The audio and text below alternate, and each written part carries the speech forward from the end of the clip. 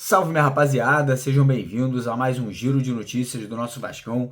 Vídeo de hoje, óbvio que a gente vai falar do jogo de ontem, né? Mais um péssimo resultado do Vasco no Campeonato Brasileiro, mas acho que mais do que a gente falar do resultado de ontem, mais do que a gente falar do atual momento do Vasco no Campeonato Brasileiro, eu acho que a gente tem que analisar o cenário do Vasco aí nos últimos 5, 10, 15, 20 anos, devido aí a um terceiro título consecutivo de um rival carioca no maior torneio, né, que é a Libertadores da América, né? O Botafogo ontem conquistou o campeonato, né? Foi campeão da Libertadores. Ano passado o Fluminense foi campeão, ano retrasado o Flamengo foi campeão e o Vasco sequer consegue uma classificação para uma pré-Libertadores, né? Ontem, com esse resultado ali de um empate contra o último colocado do Campeonato Brasileiro, a gente praticamente elimina toda e qualquer possibilidade do Vasco disputar esse torneio aí, que é o torneio mais importante do cenário sul-americano aí na próxima temporada. Então, primeiramente, quero convidar você que ainda não é inscrito no canal e que, assim como eu, tá irritado, tá chateado e cobra por mudanças no nosso clube, para se inscrever no nosso canal.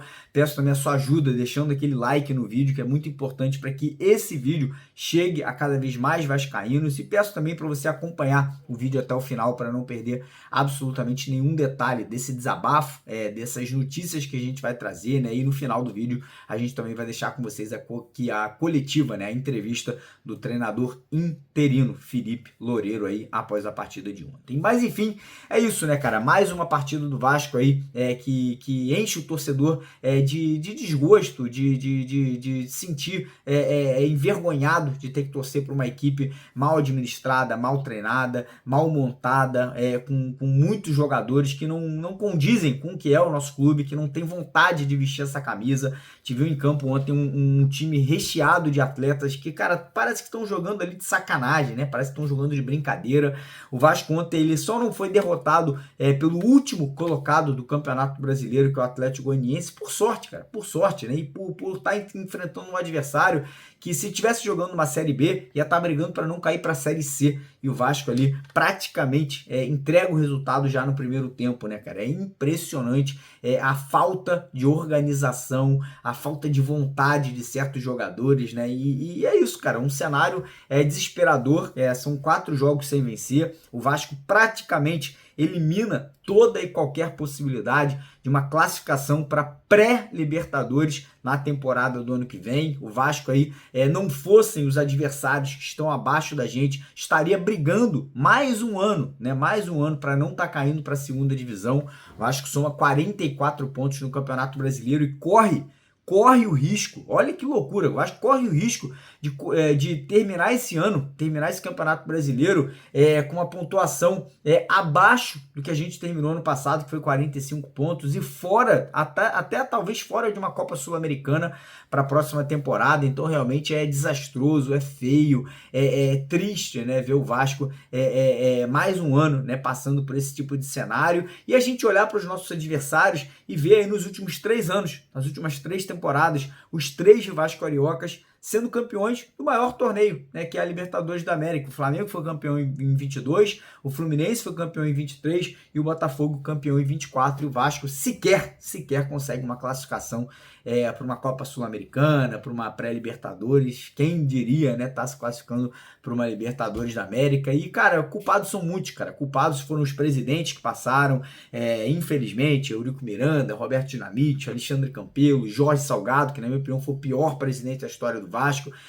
Desculpa, Pedrinho, mas você também tem culpa nisso, porque você sabia, quando você assumiu essa bronca, que você tinha um clube que estava mal administrado, que estava com dívidas. Você assumiu a direção da Vasco SAF sabendo da necessidade de fazer uma janela de transferências certeira, sem erros, e contratou muito mal, trazendo Souza, Alex Teixeira, Maxime Domingues, Emerson Rodrigues, Jean Davi, cara, e tá aí o resultado, Vasco aí com 44 pontos, brigando aí por uma vaga de Sul-Americana, sem probabilidade alta de conseguir uma classificação para Libertadores.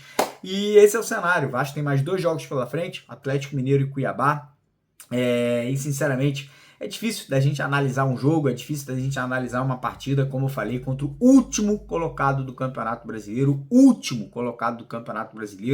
que veio para o Rio de Janeiro de férias, veio para o Rio de Janeiro passear e quase que sai do nosso estádio, quase que sai de São Januário com uma vitória, talvez até com uma goleada, não fosse ali falhas, né, dos atacantes do Atlético Goianiense. Mas é isso, vou deixar com vocês aqui agora a coletiva, a entrevista do treinador interino. Não ousem colocar o Felipe de treinador para o ano que vem, que vai ser uma maior sacanagem com o torcedor do Vasco. Mas fiquem aí agora com a entrevista do treinador Felipe Loureiro aí, após o jogo de ontem, né? Após o empate com gosto de derrota ontem para o Atlético Goianiense. Beleza? É isso, tamo junto. Tote, bate velocidade. O que você explicasse nesse empate? O que houve no time de sair atrás do placar contra um lanterna no campeonato? Vamos lá. Na realidade, assim, sair atrás do placar é muito ruim.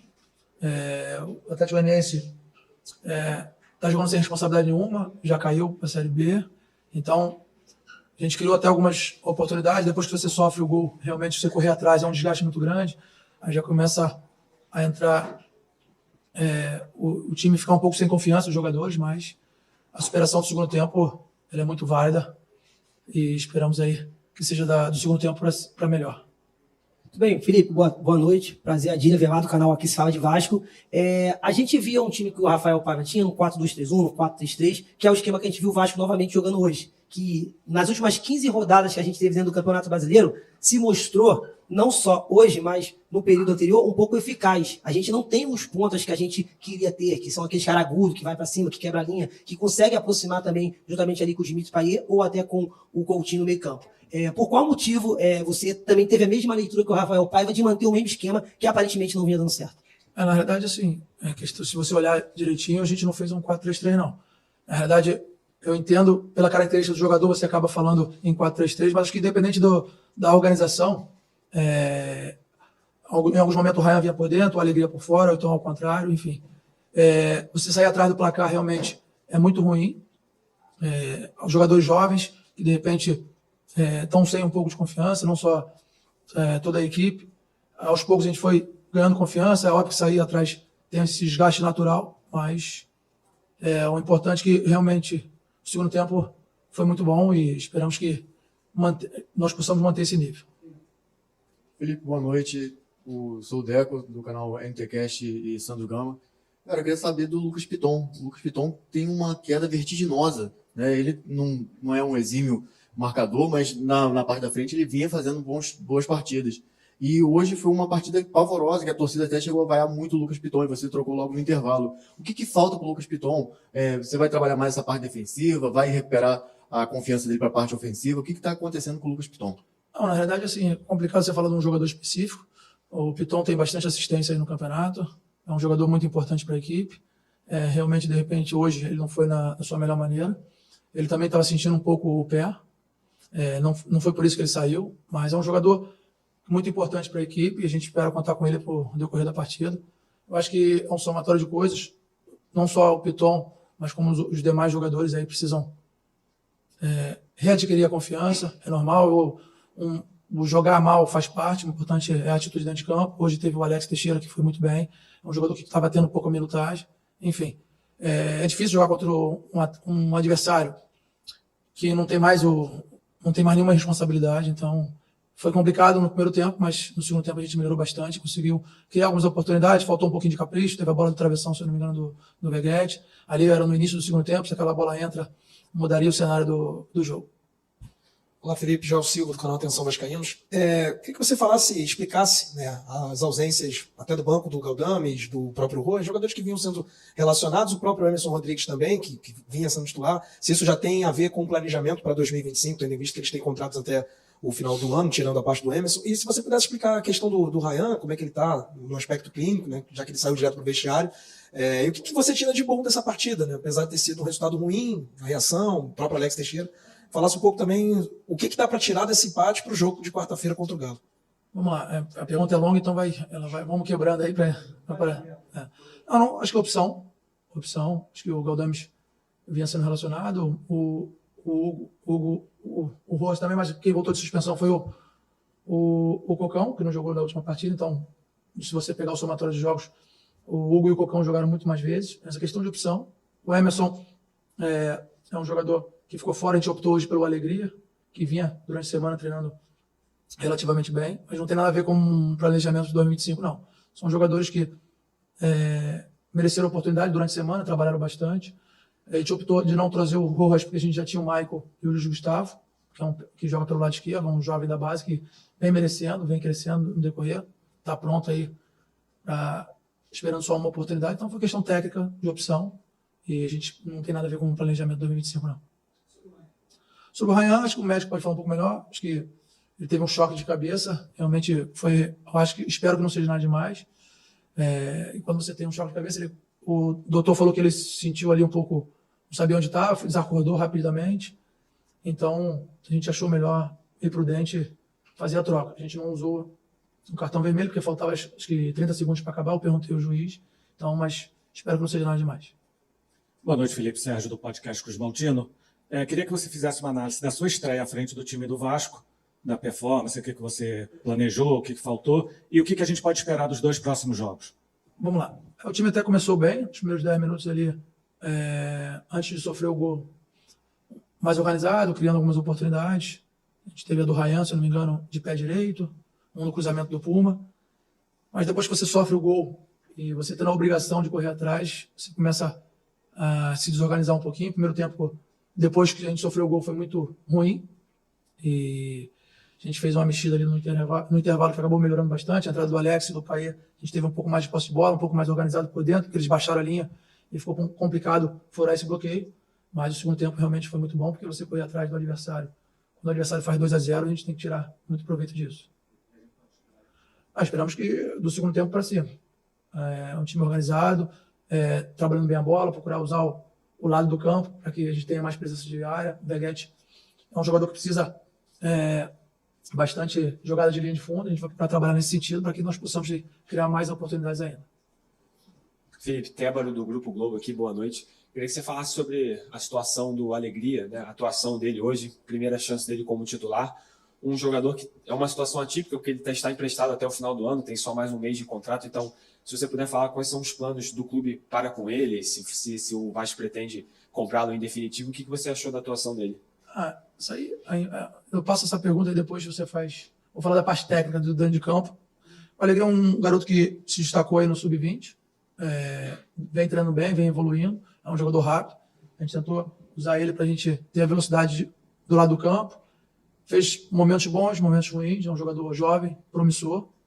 E eu acho que ele acabou fazendo uma boa partida. Em alguns momentos, é óbvio que ele pode jogar muito melhor do que ele se apresentou, mas como primeiro jogo, acho que ele fez uma boa partida, se movimentou, ajudou na marcação. É um jovem que tem um futuro aí pela frente. Felipe, Lini Kirbione, canal Mário Coelho Vasco. O Vasco tinha uma forma de jogar, uma estrutura tática no qual viabilizava os laterais de apoiarem bastante. Você falou, né, sobre a importância do Piton, citou a questão das assistências e acabou falando, agora nessa última pergunta, que pretende melhorar essa parte do campo. O Paiva ele se perde no caminho no momento que ele faz a dupla de laterais, congestionando aquele espaço ali, atrapalhando a ultrapassagem tanto do Lucas Piton, naquela ocasião, do Paulo Henrique. Hoje você repetiu isso com o Alegria. O Alegria entra ali no espaço onde o Piton tem que percorrer e acaba congestionando aquele espaço, atrapalhando até mesmo, né, o Verratti, que não consegue ter eficaz sem a assistência do Piton muitas das vezes. Né? Minha pergunta é o seguinte, você está respeitando uma herança do último trabalho ou você está pensando em uma mudança de estrutura tática repentina ou até mesmo radical até o final do campeonato? Não, na realidade, assim, a gente, no primeiro tempo, principalmente, a gente colocou o Piton lá na linha. Acho que no primeiro tempo ele jogou muito mais agudo do que no segundo tempo. O Alegria veio por dentro. Depois a gente fez a troca, colocou o Puma por fora para a gente ganhar também um cruzamento pelo lado direito e botou o Ryan flutuando por dentro. Mas, com certeza, todo mundo precisa evoluir. O Piton, hoje, não estava no seu melhor dia, mas a gente precisa trabalhar um pouco mais, chegar no terço final, caprichar um pouquinho mais, ter esse 1 contra 1. O Piton é um jogador que faz muita assistência. Hoje ele não teve uma atuação brilhante, mas é um jogador importante. Aqui, Felipe, boa noite. Jonathan, BTB Esportes. Sobre você falar em resgate de confiança, gostaria que você falasse como é que você encontrou o elenco durante a semana nos treinamentos e que você pudesse também avaliar as substituições, e ela de fato correspondeu àquilo que você esperava, apesar do resultado não tão positivo. Obrigado. Qual foi a primeira pergunta? Como encontrou o elenco, né, durante a semana? Não, na verdade, você vir de 4 derrotas, né, é muito ruim para um jogo dentro de casa, mas a gente procurou trabalhar durante a semana não só a parte tática, mas também o mental dos atletas. Você vir de 4 derrotas depois de sofrer 2 gols e ter que correr atrás, realmente não é fácil. No primeiro tempo, a equipe criou algumas oportunidades, não muitas. Depois da mexida, da entrada do Alex do País, a gente ganhou em qualidade por dentro, porque o bloco ficou muito fechado. A gente teve mais presença de área juntamente com o Beguete. Então, o que a gente tira de lição é que o segundo tempo realmente foi muito bom. O time ganhou mais mobilidade também com a entrada do Maxime, que é um jogador que tem esse jogo associativo melhor, e a gente espera poder dar continuidade a esses atletas para que nós possamos, aí, diante do Atlético, conseguir os 3 pontos.